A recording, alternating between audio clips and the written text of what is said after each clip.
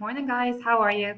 I just wanted to give you a quick update on how to approach the problem-solving problem that we had set originally for last week's schedule in our lesson plan, but we pushed it to this week because we had the writing piece 2 weeks ago.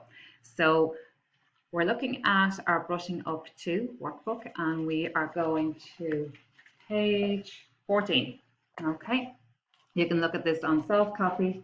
It's easier for you to see it that way. Okay, so that's the page we're looking at, page 14. All right.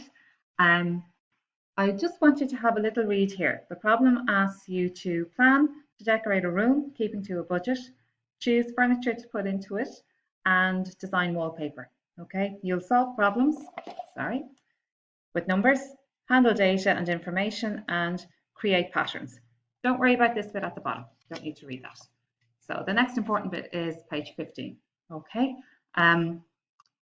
You won't be able to see it that well on the video, but you can see where I'm pointing to. Okay, so you need to plan to decorate a room in your house with furniture that you can afford and wallpaper you have designed yourself.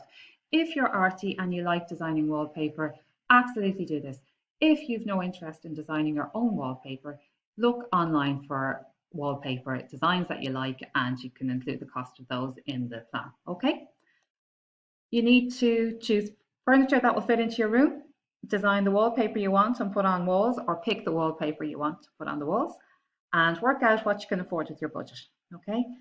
You will then need to tell your tutor and the other learners about why you have made the decisions you have, which we can talk about in class.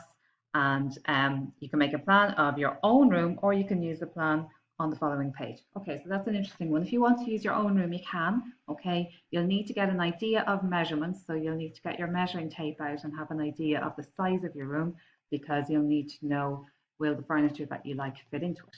Okay, so just moving on to the next page. This page shows you a plan of a room with pretty much nothing in it. Got a fireplace up there near the top. Okay, windows, doors. Okay, very important to note the location of the windows and the doors.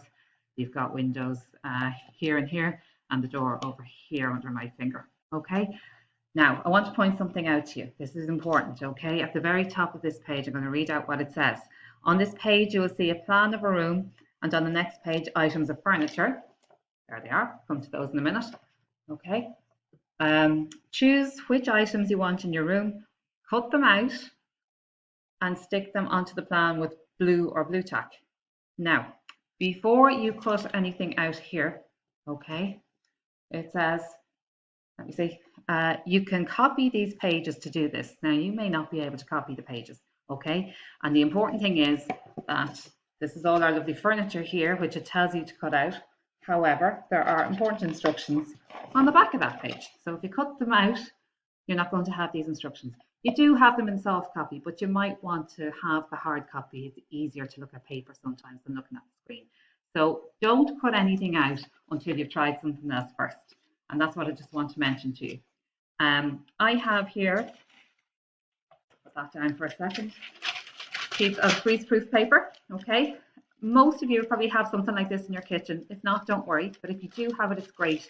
Because what you can do, I'll show you what I'm doing here now in 1 second, is put it over the page with the furniture and trace. Okay, so get a pencil and just draw out the pieces of furniture onto this page. And then you can cut this out to your heart's content, and it doesn't damage your book at all. If you don't have greaseproof paper, you can use foolscap. Okay, now it's not as easy to see. I don't know if you can see there. You can, yeah. It's not as easy to see as it would be with greaseproof paper or parchment paper, but you can still see the outline. So you'll get the size of the items of furniture. So I just wanted to mention that to you. Trace out your items of furniture from page 17, okay, rather than cut them out. Okay, I know I put that in the notes, but just in case anyone missed it, I just wanted to mention it to you. Okay, I will do another video in a few minutes, or in a little while, okay, which will go through what's on this page. It does talk about 3 websites that it will be worth your while looking up: Argos, Harvey Norman, and IKEA. Okay, so it's assuming here that you're looking to decorate a living room, because that's the furniture that's been given on the previous page. But why don't you have a look at those websites: www.argos.ie, www.harveynorman.ie/furniture, and www.ikea.com and search for the word living room. Okay, and you get loads of ideas there about furniture. Okay, the other thing to bear in mind, because we can all look to our heart's content, but we could have a budget of 500, 750, 1,000, or even 2,000, or you could do more if you want. Okay, the important thing is that you pick a budget, and the furniture that you pick has to be covered by that budget. You're not allowed to go over. Okay, so that's just a few pointers for this work. If you've gotten started already and done your own thing, that's absolutely fine, but hopefully that'll help you, and I'll send you a more detailed video on actually doing the work in a little while. Okay, thanks guys, talk later.